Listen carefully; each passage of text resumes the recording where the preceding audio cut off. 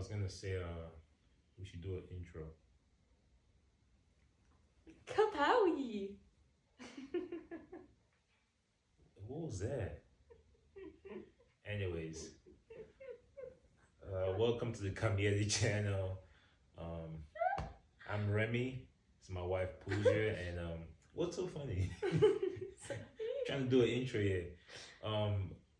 The topic for today's conversation is gonna be our time spent with your partner, and I'm trying to focus on our conversation. This one's over here cracking up for no reason, but I just want to discuss how having a kid and just life in general has kind of changed how we create time for each other and spend time with each other, and kind of divide that time between your partner and the kid is just divide. There's no division. It's just kid time. Yeah, it's just kid time, and whatever is left, hey babe, yeah, it's 5 minutes out of the day.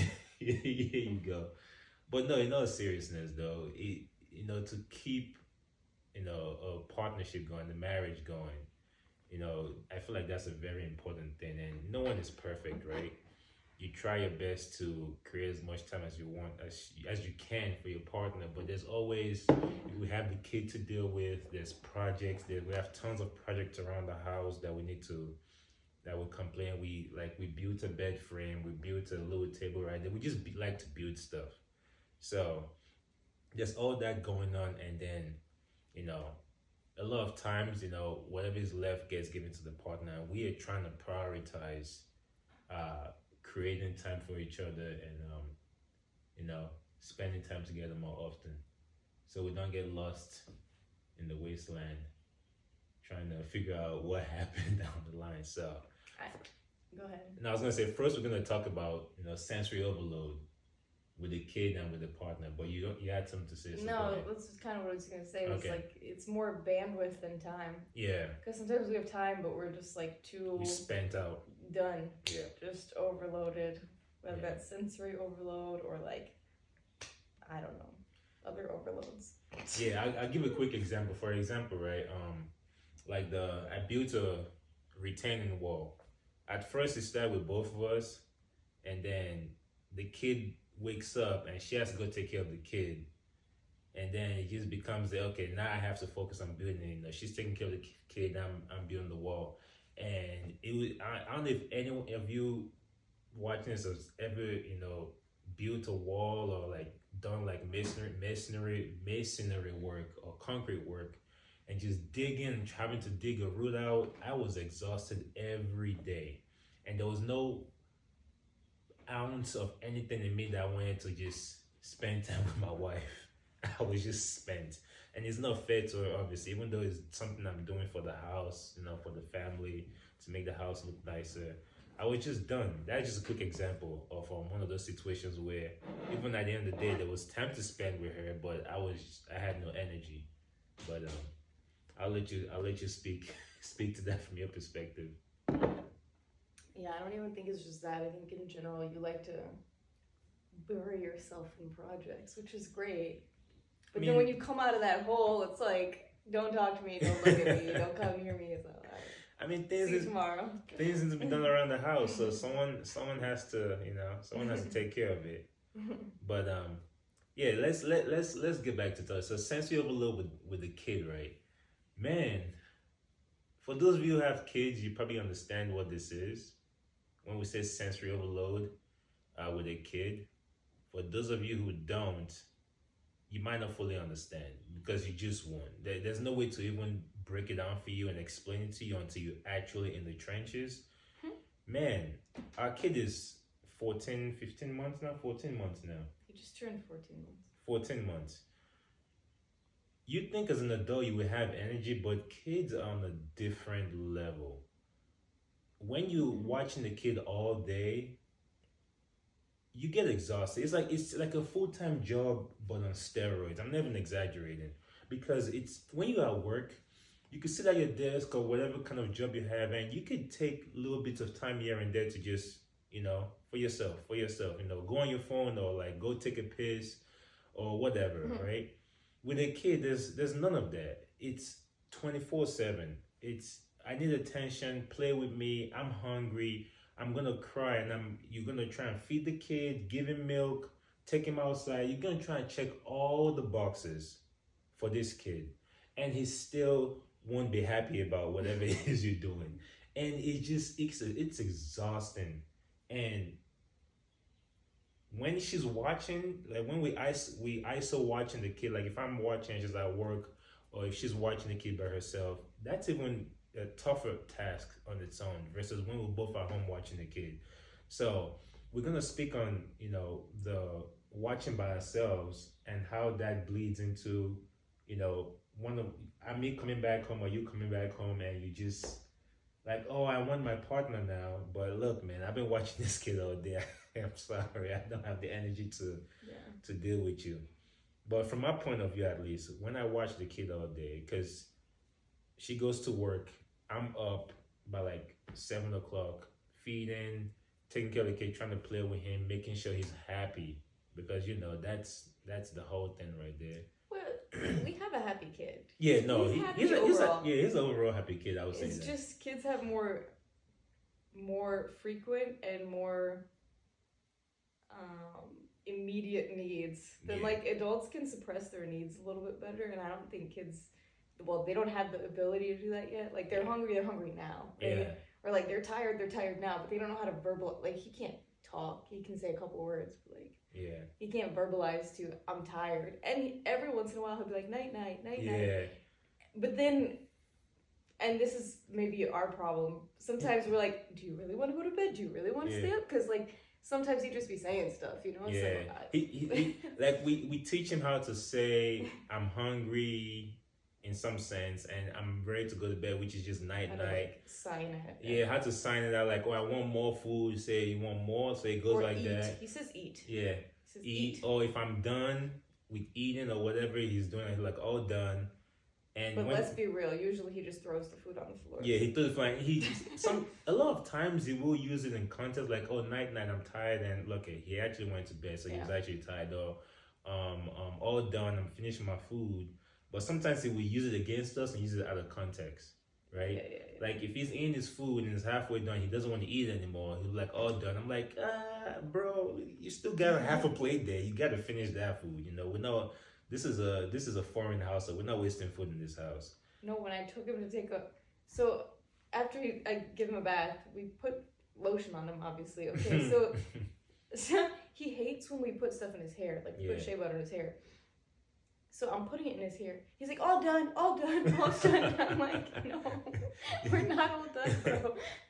You know what I do now that he actually likes? So he used to hate because, this is a quick black story. I feel like Indian households do it too. I don't know. I'll let you speak to that. But this is a black household thing. I feel like when we're kids, Vaseline, man. Moms with the Vaseline and the palm of their hands just roughing the whole hair. No care, just sit down and take it. I'm gonna rub this Vaseline all over your face and hair. So I feel like I kind of do the same thing to him with shea. Because we use shea butter for his hair, right? So what I started doing is I will rub it, for like a good 5-10 seconds, make sure my palms are nice and warm. And I will go from the back and just rub his face. And he likes that now. I don't know what it is. So he enjoys that. I don't know if it's the warmth or the way I rub it. I don't know. Kids are weird, so he enjoys it now. He used to hate when, because I would just go everywhere, and he would just hate when I did that. I'm like, bro, look, you're gonna have to get over this, because you don't want to be ashy Larry over here and be an African booty scratcher. So you gotta stay moisturized. You got a little melanin to you. So, but sorry, I kind of went off topic there for a second. But sensory overload with the kid, man, it's tough. I want you to give me your take on this situation. You know how some people think work is a break? And like I can see that depending on the type of job you work. Like the type of job I work, it's not really a break because I feel sensory overloaded at work too. Yeah. And when I leave work, it's like I don't want to talk to nobody. I'm wrecked. I just need to rest, right? Mm-hmm. But then I come home and it's like I don't get that rest because chaos at home. So I feel like I'm overloaded as well. So like when you are with the kid all day, Yeah. and then I come home after work, it's like we're both just overloaded. And sometimes it's not a great dynamic when both of you are overloaded. It's like, you know what, we need to just go to sleep and start again tomorrow. Just try again tomorrow. I have something to say to this. What? Finish your statement. No, but I still try and spend time with you. Yes, I know, I'm aware. But I end up falling asleep on the couch anyway, so. Okay, I don't. This woman has too much energy for my liking sometimes. Because I've watched the kid all day, I'm exhausted, right? You have a very tasking job, and you come home like, she deals with people all day, it probably sucks. She must be tired because she's been texting me about this all day. She will come home, and for the first 30 minutes to probably an hour, I know she's excited to be home, but like, bro, you're tired too. What is this? Why are you not tired? Like it's the little jolt of that home energy, and then that you crash. It's like a burst of energy. I'm like, look, and this is gonna be a segue to the next topic because we also have sensory overload. Your son is awake, so he could wait for a second. Mm-hmm. We have sensory overload from partners, right? And that is her sensory overload towards me, I guess, or like how I feel, overloaded by her energy and joy to come back home to her son and her husband. I'm like, why do you have so much energy? Like, what is going on with you? I'm just like, you gotta chill out. And sometimes, don't get me wrong, I have a decent day and I will muster that, energy for my partner, and I'm like, yeah, I know she needs it because this is what she wants. She's been looking forward to this all day. And some others, I'm just like, look, man, Amari's been crying and whining since you left home this morning. I just can't do this. I think he's also at the separation anxiety stage, and I feel like he misses me when I'm not home. Like you can visibly see a difference in his behavior. Yeah. Especially like because if I work a couple days in a row, like the first day I work, I think is worse just because he's not used to me not being there because I've been home for the last few days. So, yeah. So sensual overload with partners, right?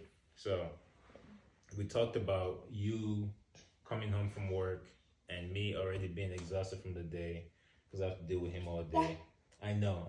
Yeah, I'm trying to tell the story. We're talking about you. Yeah.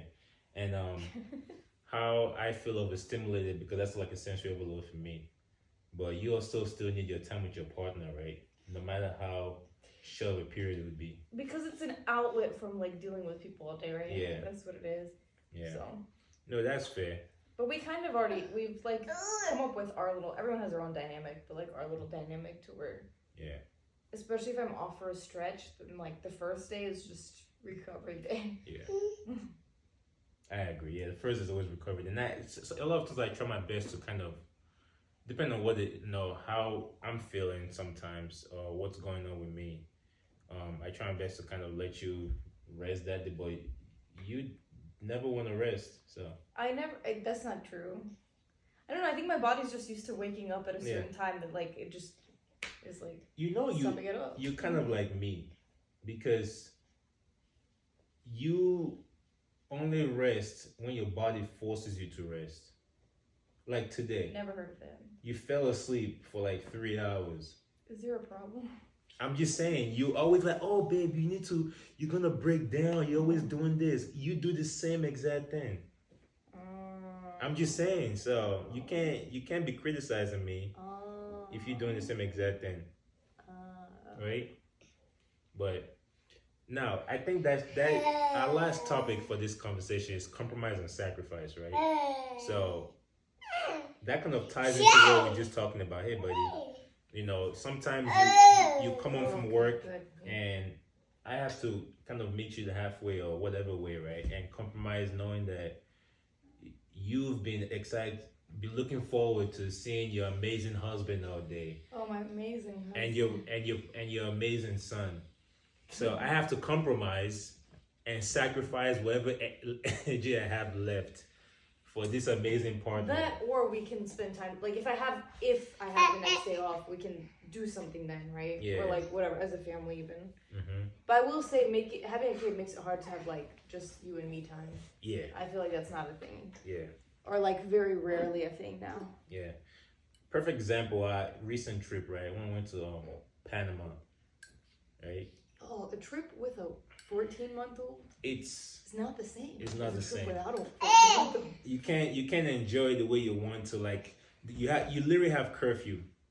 Yeah, Like I mean, if it was just both of us, nighttime, go out, hit the club, shake what your mama gave you a little bit. Let me preface this with, it depends what type of kid you have, because ours is very active. Yeah. To put it in a nice way. That might be an understatement. He's like gotta be moving at all times. I feel like that's most toddlers. Yeah. I don't know. This is my first one, but I don't know. Like, also, he doesn't just fall asleep anywhere. Like, if there's anything happening at all whatsoever, he cannot go to sleep. He must see what's happening. Yeah. I think there's some kids that can just fall asleep anywhere. He's not one of them. No. I think that's the reason that we felt like we had a curfew too.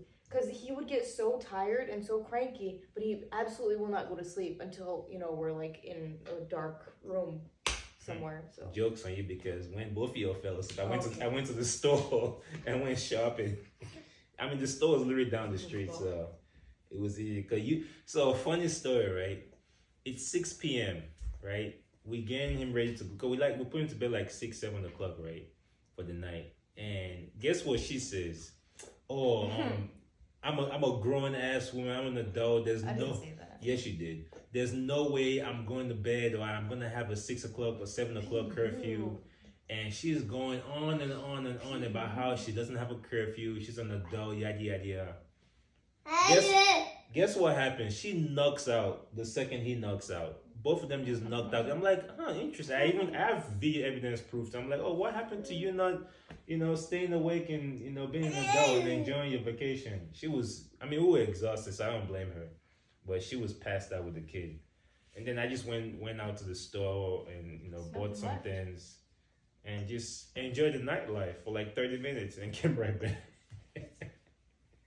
But yeah, it's an example of, how kid changes. Even if I was awake, I couldn't have gone anyway. That's the thing, right? It's like, this is true. I will say being at home gives us a little more freedom than like being, I think that's what the problem was on vacation.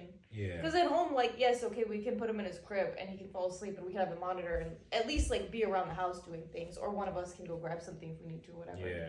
But like, on vacation, there's no monitor, there's no, like, we can't just leave him in the room. We're not going to do that, so. There's no separation. Like, he has his own room, right? So we could put him in his room, put him to bed, and just do stuff around the house. Yeah. Well, like you said, on vacation, you share a room, everything is confined to some extent. So, but yeah. Yeah. But back to the compromise/sacrifice. We try our best to, compromise on some level and sacrifice for each other. It's not easy with a kid, like she said a second ago, but you gotta do what you gotta do, and make it work. So, yeah. that's just what it is. It's where we're at now, right? But I don't think it's really gonna be forever. No, it's just like a phase of he wants to talk to everyone, I guess. Amara, do you have anything to say to your sensory overload? No? Oh, he went like no. Okay, so I guess nothing. He's like, I'm not the problem. It's you guys. You're the problem. I would say that we might not make enough compromise and sacrifice for each other, but we still do it, with reason. And it takes a lot of effort. It takes a lot of work. So, you gotta still, you get what you get with the kids. So yeah. But anyways, that's pretty much the talk for the day. Time spent with a partner. Hopefully you guys enjoyed this conversation. Many more to come. But until next time, Kamyede out. Peace out. Oh, this is our sign up? Yeah. Say bye-bye. I think that's the sign up. Yeah. Say bye-bye. Bye-bye. Bye-bye. Say bye-bye, people. Say bye-bye, YouTube. He's like, who the hell am I saying bye to? I know, right? He's like, what do we got?